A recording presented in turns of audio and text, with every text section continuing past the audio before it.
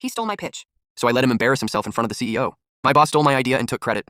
So I let him present the wrong version to the CEO. It still feels so good to think about this. So my old boss, let's call him Greg, had this charming habit of taking credit for other people's work.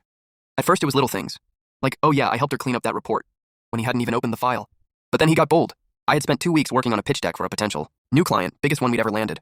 I stayed late, skipped plans, even worked through a migraine just to finish it in time. The day before the meeting, Greg casually asks me to send the deck so we can review it. Cool, I send it. Next thing I know, he books a one-on-one with the CEO without me and presents my deck. Word for word. Even used a personal story I had put in there as a hook. I only found out because a friend in marketing forwarded me the internal newsletter the next day with Greg's innovative approach splashed across the top. So I decided to play the long game. A few weeks later, we had another big pitch to a sister company. This time, Greg asks me to just send over what I've got a couple days before.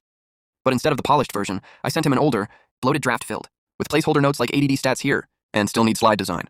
I figured he'd read through it and realize it wasn't the final version, but nope. He presented that version to the execs, in a suit in a boardroom, with a projector. I wasn't invited to the meeting, but I heard from everyone how he stood there awkwardly reading out loud, stumbled over insert client name, and panicked when they started asking questions he didn't have answers to. The CEO was not amused.